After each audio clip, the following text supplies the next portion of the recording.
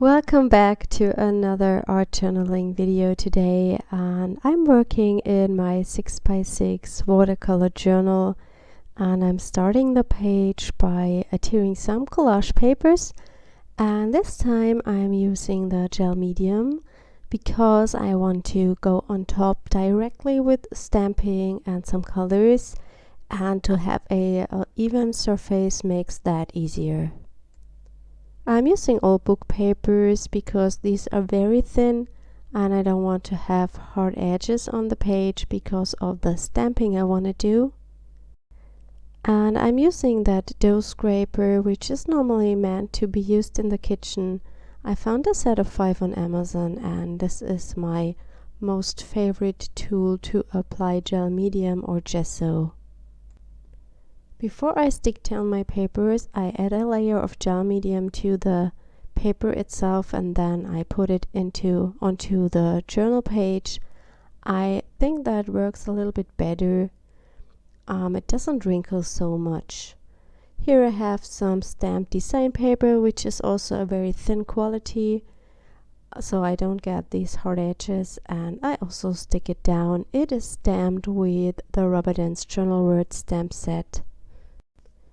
If you're interested in the process of the page on the right side you see on the screen, I will link that up in the top right corner info box of the video screen.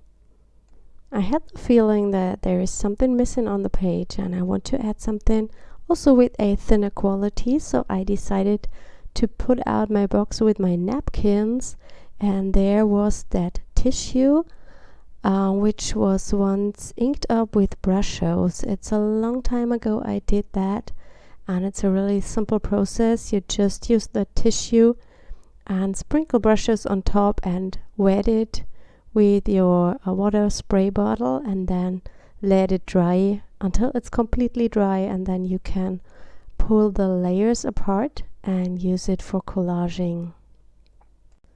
It adds a really nice thin layer to the page, and together with the gel medium it creates almost like a encaustic effect, I would say, when it's dry, especially with that papers underneath. I don't cut the tissue, I just tear it to don't have these straight edges. I want it to be soft and just as if it was blended to the background. What also looks very interesting with this tissue is when you wrinkle it while you stick it down with gel medium. This creates a really interesting texture. Today I try to avoid it because of the stamping I want to do. By the way, I'm using the Liquitex matte gel medium this time, and it's the first time that I have this because my the old brand that I always ordered in my online art supply store is not available anymore, and I really love that Liquitex gel. It's the best I ever had so far. It is super matte and has a great consistency to work with. It's not too wet and not too dry. I'm adding a layer of gesso to blend everything together. I don't cover the whole page, I just use it in some areas. I dried that background with my heat tool, and then I start stamping. And I want to create a little scene with our Watercolor 1 stamp set, and therefore I've stamped the rainbow to a piece of scrap paper so I can place the clouds on the right position. And when I stamped the first one, I recognized that it's really hard on these pages to stamp very good because the pages underneath make it bulky and they are not very even, and so I laid that foam mat underneath to get a better impression. Here you see me cutting out some masks for the clouds so that I can stamp the rainbow later behind them.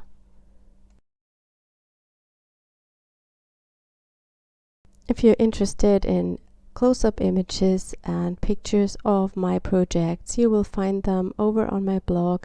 There is a link in the description box.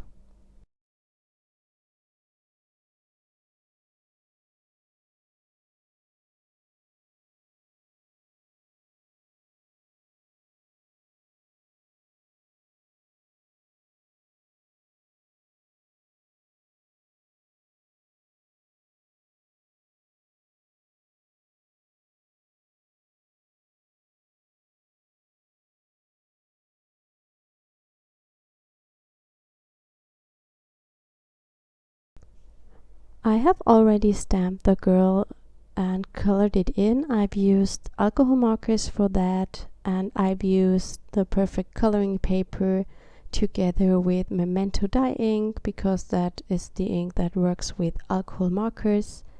And here you see me stamping the girl again to the page. So I just could cut it out directly on the black line of the image, and this will give me a perfect line when I glue that image into the one on the page. I decided to also stamp some more clouds to my sky.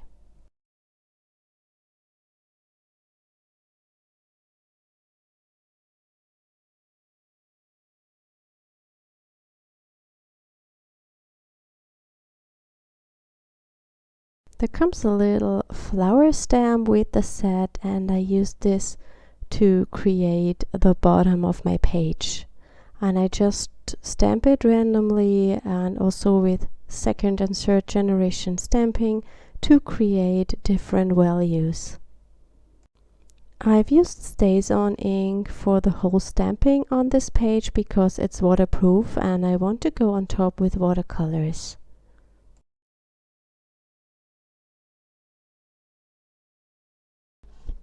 Now my spread is almost like a coloring page. I just pulled out my watercolors and add some color to the bottom and to the sky and also to the rainbow.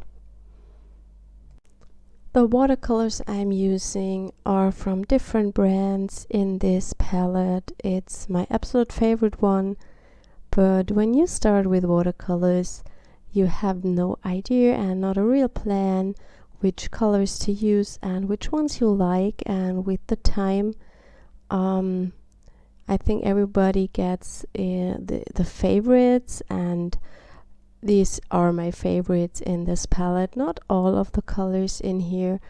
I now have limited it to a smaller palette that I use for traveling, and the ones I'm using on this page are mainly the ones from Schmincke, and I also have some from VanGogh, which I really like. And if you are new to watercolors and not sure with which colors to go, I can recommend the Micello Mission Gold palette, which is sometimes available on Amazon for a really good price, and the colors are amazing. I also love that palette, and I also really love the VanGogh colors. I think they are super pretty.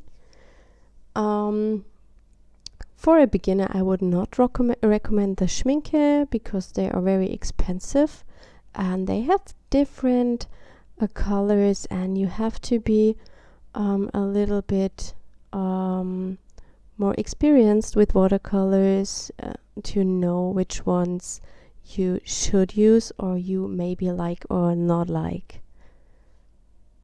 And also a really good brand is Rosa Gallery.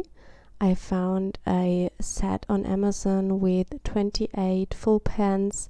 In this case you see here, because I bought it twice because of the metal tin, and the colors are really good. They are transparent, they are very highly pigmented, and I think it was around 30 euros for the whole palette, and that's, I think, cheaper than the ARTEZA, so I would go for the Rosa Gallery, definitely.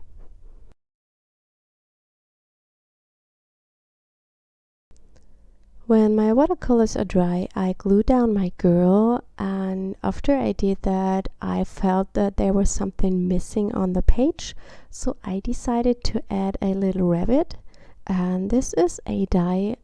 Don't ask me from which company that was. I have absolutely no idea. Maybe it was Crafty Motions, but I'm really not sure.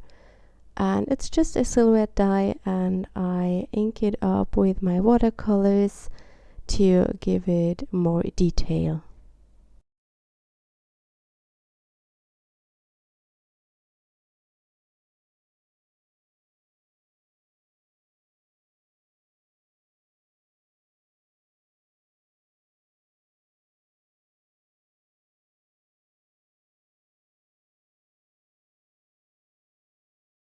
I used a white pen to add some details to the rabbit, and I also add a sentiment to my page from our Bonnie Bunny stamp set. I hope you enjoyed today's video. Thank you so much for watching, and I hope you see us next time. Bye!